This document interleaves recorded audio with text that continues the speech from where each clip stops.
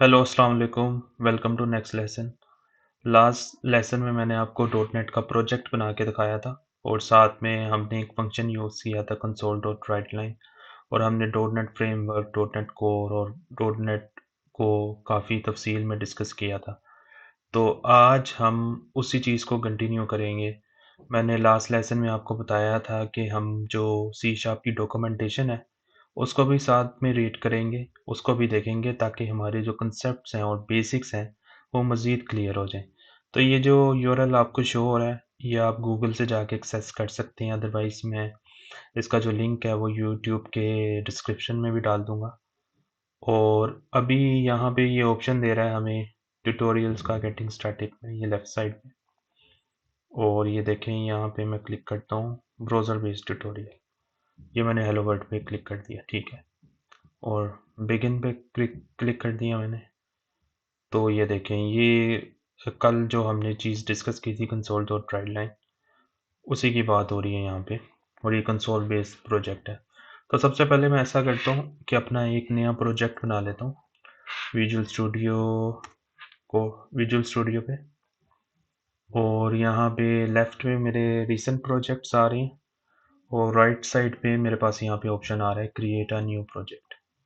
तो यहाँ पे मैं क्लिक करता हूँ तो ऊपर फ़िल्टर लगा हुआ है। तो फ़िल्टर मैंने ऑलरेडी सी शार्प पे लगाया हुआ है।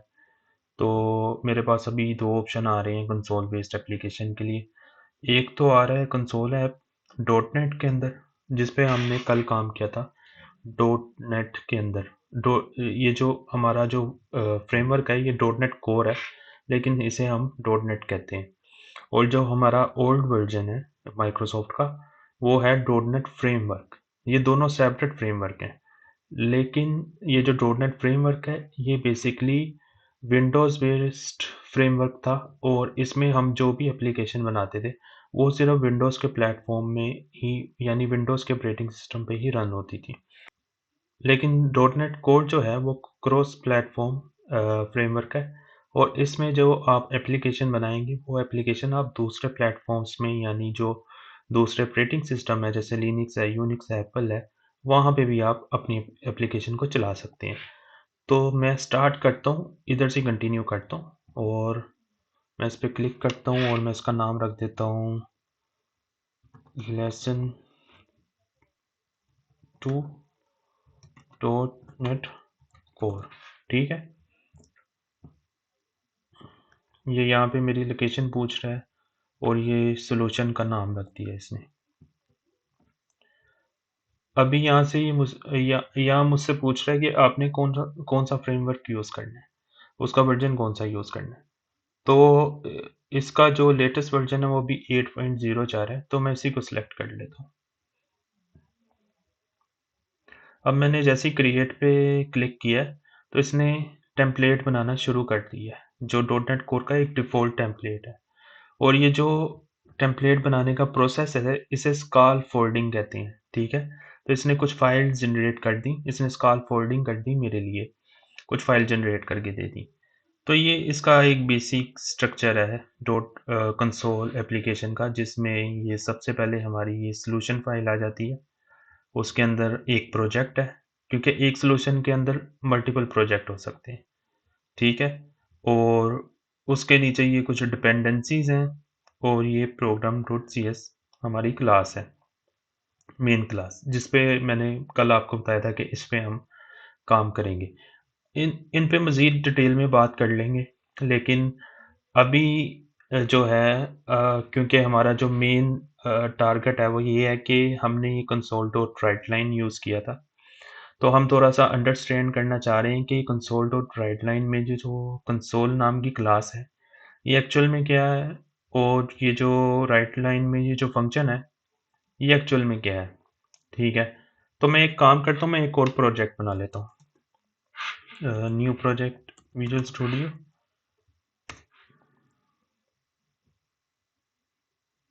और यहाँ पे मैं एक नया प्रोजेक्ट बना लेता हूँ। आपने नोट किया होगा कि कल जब हम कमांड लाइन पे कमांड दे रहे थे डॉट नेट न्यू कंसोल, तो हमारा प्रोजेक्ट बड़ी जल्दी क्रिएट हो गया था। उसकी रीज़न ये है कि अभी भी बहुत से लोग कमांड लाइन को प्रेफर करते हैं, क्योंकि कमांड लाइन में जब जैसे ही हम अपनी कमांड एग्जीक्यूट करते हैं तो वो काम हमारा जल्दी से हो जाता है।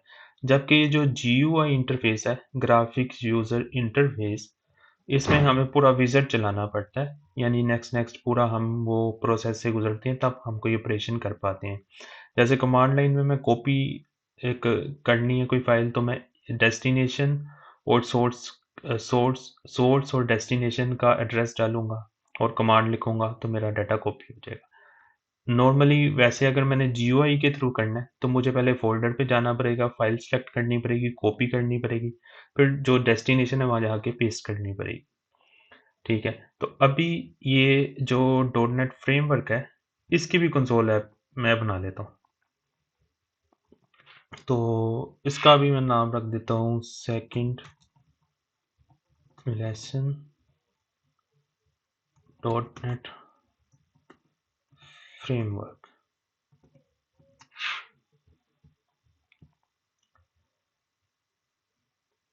तो इसमें भी स्कॉल फोल्डिंग हुई और इसने मुझे .NET फ्रेमवर्क की कंसोल ऐप बना के दे दी। अभी आपने नोटिस किया होगा कि इसकी जो फाइल्स हैं वो थोड़ी डिफरेंस है उससे। ठीक है, इसमें app.config की फाइल है, रेफरेंसेस हैं, प्रॉपर्टीज हैं। ठीक है, और इसकी भी program.cs फाइल ही है। ठीक है, तो मैं एक काम करता हूँ, मैं C# की डॉक्यूमेंटेशन पे जाता हूँ, ये जो कोड है ये कॉपी कर लेता हूँ। अच्छा, अगर ये कोड मैं कॉपी करूँ और इधर चलाऊँ तो ये यहाँ पे भी चल जाएगा और ये मुझे आउटपुट शो करवा देगा इधर, जैसे हम टर्मिनल में आउटपुट देख रहे थे विजुअल स्टूडियो के अंदर। तो ये देखें, ये .NET ब्राउज़र के अंदर जा रही है। ठीक है, तो जो आपकी C# है बेसिकली, जो कि .NEट कोर बेस्ड है, तो वो मल्टी प्लेटफॉर्म है, वो आप किसी भी जगह पे चला सकते हैं, यूटिलाइज कर सकते हैं। तो उसकी ये एक एग्जांपल है कि ये ब्राउज़र पे आपका कंपाइलर जा रहा है और ये आप रन कर रहे हैं तो वो आपको चला के दे रहा है। अच्छा, इसको अब हम चलाते हैं यहाँ पे अपने प्रोजेक्ट में जो कि फ्रेमवर्क का है, और इसको हम चला लेते हैं यहाँ पर भी। ठीक है, यहाँ पे चला के देखते हैं क्या आउटपुट आती है। ये मैंने .NET कोर पे चलाया है। .NET कोर पे इसने मुझे हेलो वर्ल्ड दिखाया है और नीचे कुछ मैसेज आ रहा है और ये मुझे कह रहा है प्रेस एनी की टू क्लोज द विंडो। ठीक है, मैंने कोई की प्रेस की और विंडो क्लोज हो गई। अब मैं यहाँ पे चलाता हूँ, देखते हैं क्या होता है। तो यहाँ पे हमें आउटपुट नहीं आई। यहाँ पे ये प्रोग्राम हमारा ज़रूर चल गया, उसने प्रोग्राम बना भी दिया हमें। ठीक है, लेकिन उसकी आउटपुट नहीं शो हुई हमें। उसकी रीज़न ये है कि हमने जो कमांड यहाँ पे एग्जीक्यूट की है वो कंसोल डॉट राइट लाइन है, जिसका मतलब है कंसोल पे कुछ लिख दो।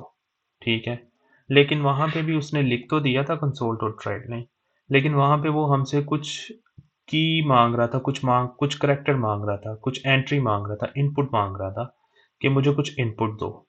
ठीक है, तो मैं भी यहाँ पे लिख देता हूँ console dot read read line. ठीक है, कंसोल डॉट रीड लाइन का मतलब कंसोल कुछ रीड करो। ठीक है, तो अब दोबारा से चलाते हैं, देखते हैं क्या होता है। ये देखें, अब ये हमारा जो प्रोग्राम है वो टर्मिनेट नहीं हुआ, इसने हेलो वर्ल्ड हमें डिस्प्ले करा दिए और ये मुझसे कुछ इनपुट मांग रहा है। तो मैं इसे कुछ इनपुट दे देता हूँ, ओके करके मैं एंटर कर देता हूँ। जैसे ही मैंने ओके करके एंटर किया या कोई करेक्टर लिखा और एंटर का बटन प्रेस किया, तो वो जो प्रोग्राम है वो टर्मिनेट हो गया, बंद हो गया, ख़त्म हो गया। ठीक है, और ये हमारे प्रोग्राम की लाइफ साइकिल थी। ये स्टार्ट हुआ, मैं ओके नहीं करता, बाय लिख देता हूँ, एंटर कर देता हूँ, ख़त्म हो गया प्रोग्राम। ठीक है, तो इसका मतलब जो हमारा .NET कोर है वो इम्प्लिसिटली कुछ ऑपरेशंस कर रहा है या इम्प्लिसिटली हमें थोड़ा सा फैसिलिटेट कर रहा है। फॉर एग्जांपल, मैं आपको एक और एग्जांपल देता हूँ, इससे आपको बात क्लियर हो जाएगी, क्योंकि मैंने आपको ज़रा क्लास की तरफ और फंक्शन की तरफ लेके जाना है। देखें, ये जो कोड है ना, ये एक स्टैंडर्ड कोड है। अगर मैं ये लाइन ख़त्म कर दूँ, ये एक C# का स्टैंडर्ड कोड है। ठीक है, इसको हम स्टार्ट के बटन पे क्लिक करते हैं, ये हमारा प्रोग्राम वैलिड है, चल रहा है, ठीक है। और अगर ये मैं सब खत्म कर दूं यहाँ पे, तो ये देखें, ये हमें वही एरर आ जाएगा कल वाला, ठीक है। ये कि देखें, कह रहा है कि program does not contain a static main method suitable for any for an entry point, ठीक है। तो बेसिकली होता क्या है कि ये जो कोड है ना, इसको बॉयलर प्लेट भी कहते हैं। ये एक स्टैंडर्ड कोड है, ठीक है, जो कि इस कंसोल एप्लीकेशन को चलाने के लिए चाहिए ही चाहिए। अच्छा, ये जो आपका बॉयलर प्लेट है, तो ये जो डॉट नेट फ्रेमवर्क है वहाँ पे एक्सप्लिसिटली कॉल होता है, और यहाँ पर आपका जो डॉट नेट कोर का प्रोजेक्ट है वहाँ पे इम्प्लिसिटली कॉल हो जाता है। तो यहाँ पे जब आप प्रोग्राम अपना रन करते हैं, तो कंपाइलर कंपाइल करते हुए वो जो आपका बॉयलर प्लेट है वो अपने आप ही इंसर्ट कर देता है प्रोग्राम के साथ। तो जो आपका ये प्रोग्राम है, जो इसका स्ट्रक्चर है, इस पे भी थोड़ी सी बात कर लेते हैं। ये देखें, यहाँ पे मैंने एक फंक्शन कॉल किया हुआ था कंसोल डॉट राइट लाइन। तो ये जो यूजिंग सिस्टम है, ये एक नेम स्पेस है।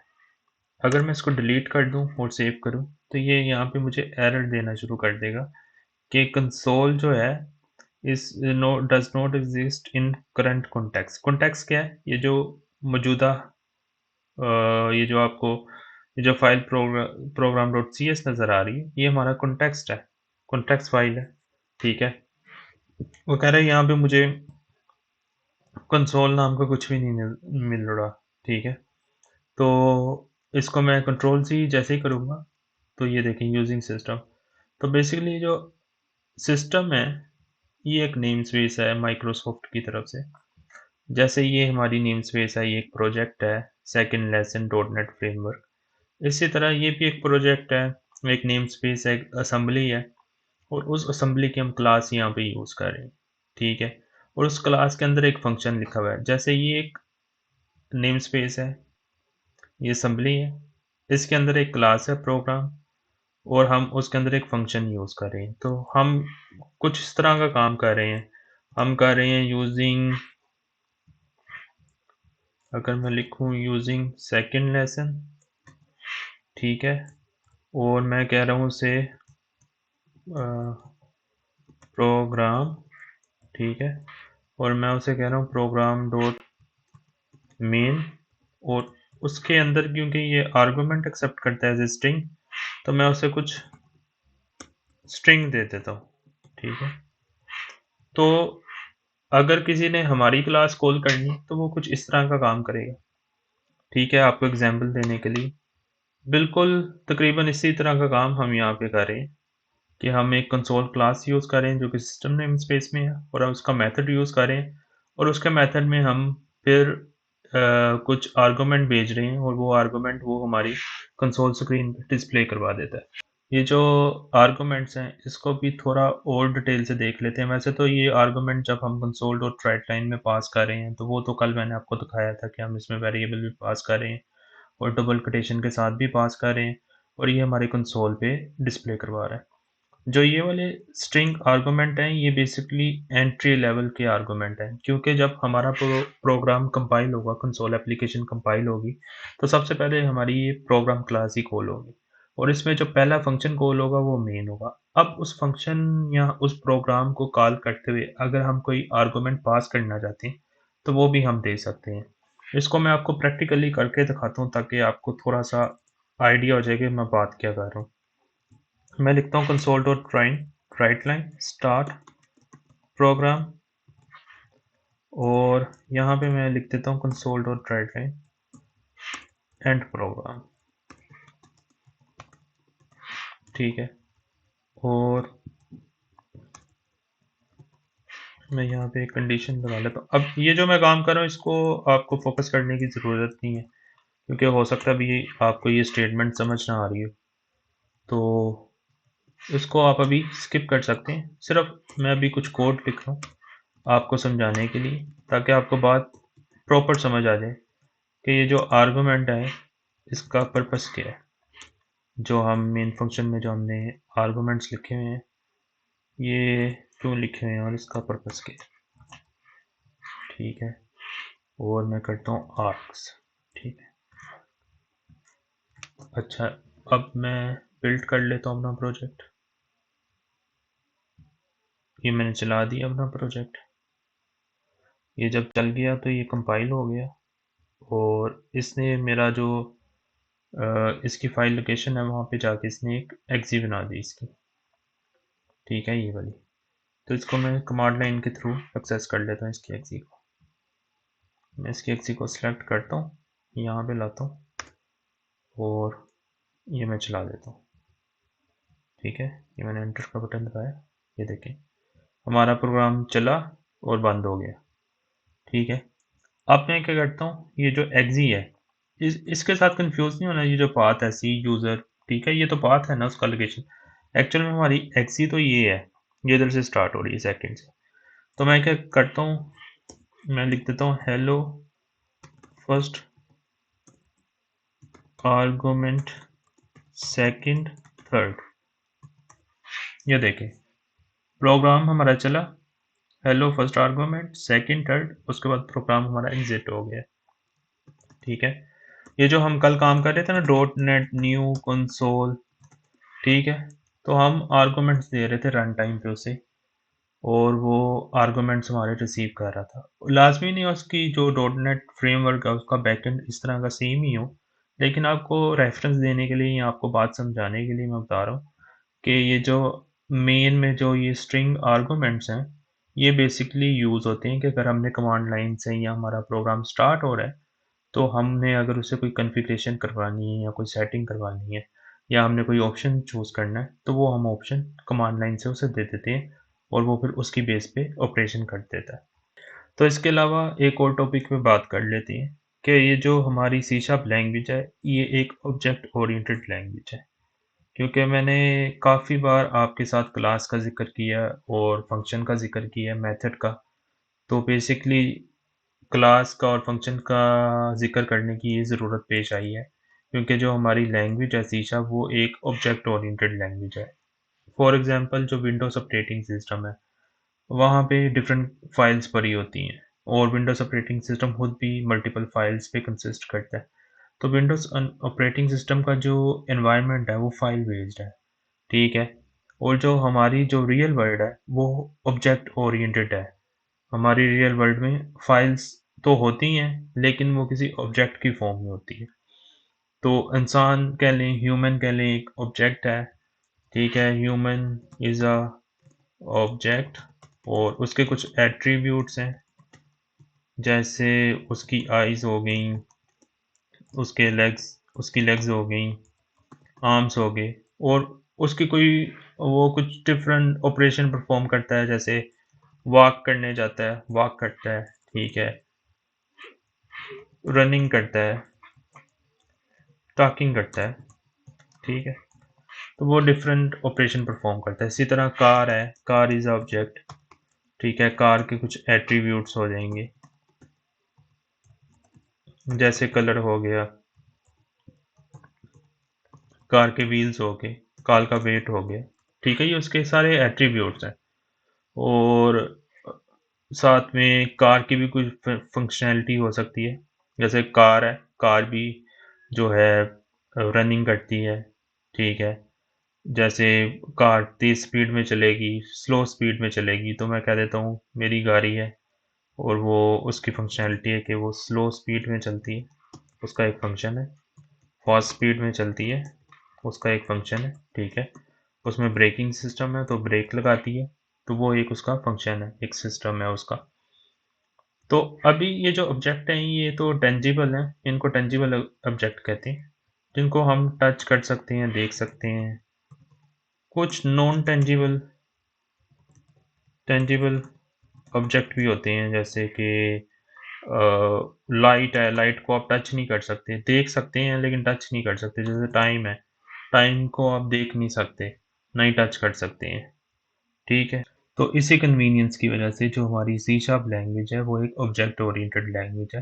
तो इसमें जो हम ऑब्जेक्ट बनाते हैं, वो जो एट्रीब्यूट्स हम डिक्लेयर करते हैं या फंक्शंस बनाते हैं, वो हम एज ए ऑब्जेक्ट ही बनाते हैं, क्योंकि हमारी रियल लाइफ रिलेट करती है ऑब्जेक्ट के साथ। इसी कन्वीनियंस के साथ जो हम लैंग्वेज यूज़ कर रहे हैं सी शार्प, वो भी एक ऑब्जेक्ट ओरिएंटेड लैंग्वेज यूज़ करें, और वो लैंग्वेज इटसेल्फ भी एक ऑब्जेक्ट ओरिएंटेड लैंग्वेज है। लाजमी नहीं है हर लैंग्वेज ही ऑब्जेक्ट ओरिएंटेड हो, जैसे सी है वो एक ऑब्जेक्ट ओरिएंटेड लैंग्वेज नहीं है, वो फंक्शनल ओरिएंटेड लैंग्वेज है। तो अभी तक आपको क्लास का, मेथड का और ऑब्जेक्ट ओरिएंटेड लैंग्वेज का कुछ आइडिया हो गया होगा।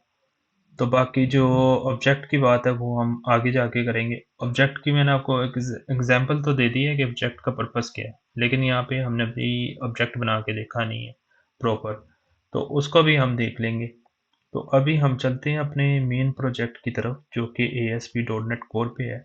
ठीक है, और यहाँ पे मैं साथ में इसकी डॉक्यूमेंटेशन भी खोल लेता हूँ, ताकि इसकी हम डॉक्यूमेंटेशन भी देख लेंगे। और इसकी डॉक्यूमेंटेशन में अगर मैं देखूँ तो यहाँ पे हेलो वर्ल्ड के बाद यहाँ पे ये डिक्लेरेशन और यूज़ वेरिएबल्स का बता रहा है।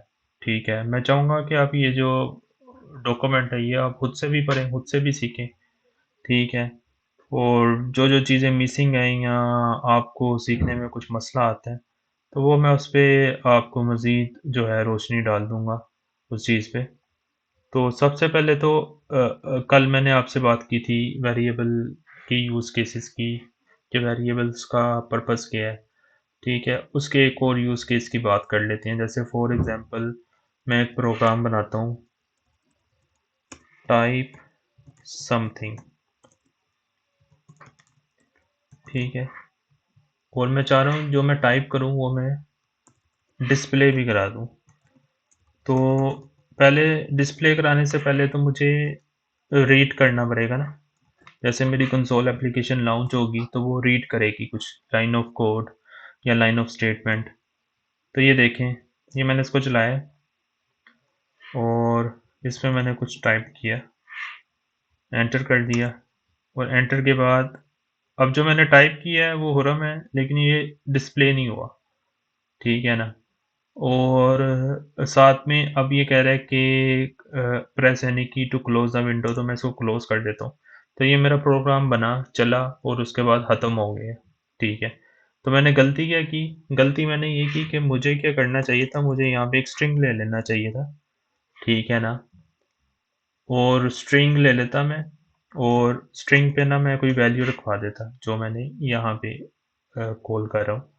तो क्या होगा कि जो भी मैं यहाँ पे जब कंसोल मेरी चलेगी, ये फंक्शन एग्जीक्यूट होगा। ये फंक्शन जो भी, इस फंक्शन को जो भी पैरामीटर मिलेंगे, जो भी वैल्यू मिलेगी, जैसे इस फंक्शन को यहाँ पे हम वैल्यू दे रहे हैं, स्ट्रिंग दे रहे हैं। ठीक है, टाइप समथिंग, ये स्ट्रिंग ये राइट लाइन रिसीव करता है, और रिसीव करने के बाद ये जो राइट लाइन फंक्शन है, ये दूसरा काम ये करता है कि कंसोल पे डिस्प्ले करा देता है। इसी तरह जो रीड लाइन है, ये कंसोल पे जब जब हम हमारी कंसोल एप्लीकेशन चलेगी, यह फंक्शन कॉल होगा कंसोल डॉट रीड लाइन। तो ये हमारे कीबोर्ड से जो हमारे करैक्टर हैं वो रीड करेगा, और वो एज ए स्ट्रिंग वो इस स्ट्रिंग में वेरिएबल में स्टोर करवा देगा। ठीक है, और फिर हम क्या करेंगे, हम कंसोल डॉट राइट लाइन करके अपना मैसेज टाइप करा देंगे, और साथ में मैं चाहता हूँ उसे ये भी शो करवा दूंगी, यू टाइप दिस। ठीक है, तो अभी मैं चलाता हूँ इसको, और टाइप समथिंग, मैं अपना नाम टाइप करता हूँ, और ये इसने मेरा नाम डिस्प्ले करा दिया। ठीक है, अभी इसमें आपको एक चीज़ थोड़ी अजीब लगी होगी कि मैंने ये प्लस का साइन क्यों लगाया। प्लस का साइन मैंने इसलिए लगाया है क्योंकि मैं दो स्ट्रिंग्स को आपस में मिलाना चाह रहा था। ये एक इंडिविजुअल स्ट्रिंग है, और ये एक वेरिएबल है। ठीक है, और ये वेरिएबल भी एक स्ट्रिंग है, क्योंकि इसके अंदर एक स्ट्रिंग भरा हुआ है। तो जब आपको एक से ज़्यादा स्ट्रिंग आपस में जोड़ने हो, उसके लिए हम प्लस का साइन यूज़ करते हैं, और प्लस का साइन यूज़ करने को कहते हैं स्ट्रिंग कंकैटिनेशन। ठीक है, और इधर से आपको जो वेरिएबल का है एक यूज़ केस भी पता चला होगा, कि वेरिएबल के बगैर देखें जब हमारा प्रोग्राम रन कर रहा था, तो वेरिएबल के बगैर तो हम इसकी वैल्यू नहीं स्टोर करवा सकते थे रीड लाइन की। उसमें हमारे प्रोग्राम में रीड लाइन कॉल हुआ है, और रीड लाइन की जो वैल्यू रिटर्न हो रही थी वो मैसेज में जाके स्टोर होगी।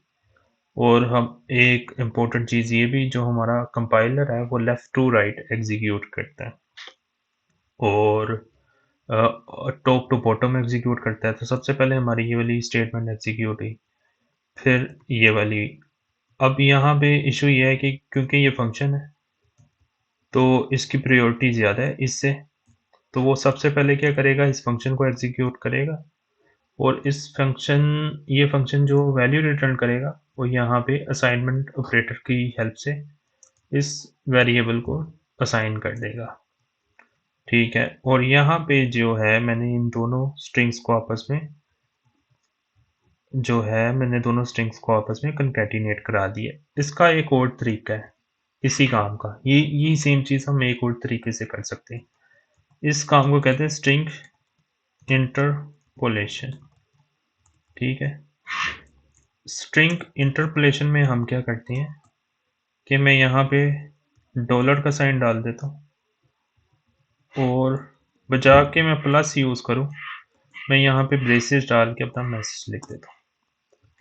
ठीक है, अभी फर्स्ट वाली हमारी लाइन है ये स्ट्रिंग कॉन्कैटिनेशन के साथ, और सेकंड वाली हमारी जो लाइन है ये इंटरपोलेशन के साथ है। इन दोनों की आउटपुट सेम होगी।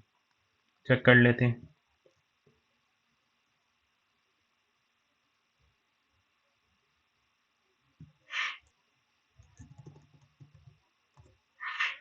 ये देखें, आउटपुट सेम है, आउटपुट में कोई फ़र्क नहीं है। सिर्फ फ़र्क आपके कोडिंग स्टाइल पे है। जो सी शार्प है, सी शार्प 8 से जो 8 का सी शार्प का जो 8 वर्जन है उसके आगे से जितने भी वर्जन है वो स्ट्रिंग इंटरपोलेशन को सपोर्ट करते हैं। ये काफ़ी पुराना तरीका है स्ट्रिंग को कंकैटिनेट करने का, आपस में जोड़ने का। ठीक है, और ये जो सी प्लस प्लस है वहाँ पे भी आपको मिल जाता है। ये एक मॉडर्न वे है। मुझे पर्सनली ये वाला वे पसंद है, लेकिन ये आपकी पर्सनल चॉइस है कि आप इसको यूज़ करते हैं, इसको यूज़ करते हैं। इसमें आपको डॉलर डालना पड़ेगा और जो आपने वेरिएबल यूज़ करना है वो आपको ब्रेसिस के अंदर लिखना पड़ेगा। इसके अलावा एक और ऑप्शन होता है जिसे हम स्ट्रिंग कंपोजिट कहते हैं, कंपोजिट फॉर्मेटिंग। इसमें हम क्या करते हैं, इसमें जो है हम क्या करते हैं, यहाँ पे हम ब्रेसेस में 0 लिख देते हैं, यानी फर्स्ट एंट्री फर्स्ट वेरिएबल, और यहाँ पे हमने वेरिएबल डिक्लेयर कर देते हैं। तो इसमें हमने प्लस का साइन नहीं डाला तो इसकी भी आउटपुट सेम होगी।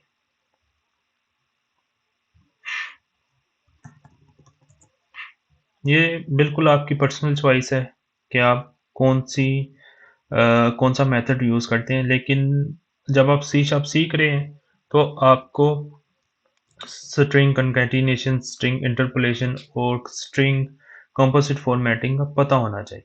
ठीक है, ये आप इंटरव्यू में पूछ सकते हैं आपसे, या आप लर्न कर रहे हैं तो आपको इसका पता होना चाहिए। वैसे मेरा जो फेवरेट है वो ये है, मैं इसको यूज़ करता हूँ ज़्यादातर। ठीक है, इससे कोड ना ज़रा रीडेबल हो जाता है। इसकी रीज़न एक ये है। इसमें थोड़े एरर के चांसेस होते हैं, कोड रीडेबल नहीं होता, ये भी थोड़ा कॉम्प्लिकेटेड है। ठीक है, तो ये थोड़ा बेहतर तरीका है। और अगर हम चलें यहाँ पे, तो यहाँ पे डॉक्यूमेंटेशन में भी उसने स्ट्रिंग इंटरपोलेशन का कंसेप्ट दिया हुआ है, बताया हुआ है, और उसने ये एग्जांपल दी हुई है कंकैटिनेशन की। तो आज हमने ऑब्जेक्ट ओरिएंटेड लैंग्वेज पे बात की है, क्लासेस पे बात किया है, मेथड्स पे बात की है, साथ में हमने डॉट नेट फ्रेमवर्क पे कंसोल एप्लीकेशन बना के देखी है और डॉट नेट कोर पे भी देखी है, तो उनका डिफरेंसेस समझ आया हमें। तो अभी इंशाल्लाह हम मज़ीद जो दूसरी डाटा टाइप्स हैं जैसे इंट है, फ्लोट है, डेसिमल है, उसकी भी बात करेंगे, क्योंकि हमारा जो फर्स्ट लेक्चर में जो प्रोग्राम है सम वाला वो हमने क्रिएट करना है और उसके लिए हमें दूसरी डाटा टाइप की ज़रूरत पड़ेगी। तो अभी ये बेसिक कंसेप्ट जैसे ही हमारे क्लियर हो जाएंगे तो ऑटोमेटिकली हमारी जो स्पीड है वो तेज़ हो जाएगी। अभी जैसे मैं console dot write line use कर रहा हूँ या console dot read line use कर रहा हूँ, तो ज़ाहिर-सी बात है अब आपको इतनी कन्फ्यूज़न नहीं हो रही होगी जितनी आपको पहले होने लगी होगी। कंसोल है क्या? या राइट लाइन है क्या? क्लास इटसेल्फ है क्या? तो जैसे ही हमारे कंसेप्ट क्लियर होते चले जाएँगे, तो हम आगे थोड़ी स्पीड के साथ मूव होना शुरू हो जाएँगे। और आपको मेरी वीडियो कैसी लगी? अगर आपका कोई क्वेश्चन है, तो नीचे कमेंट करें मुझसे पूछें। और मुझे फीडबैक दें ताकि मैं ये वीडियो बनाता रहूँ। बहुत शुक्रिया। Thank you. अल्लाह हाफ़िज़।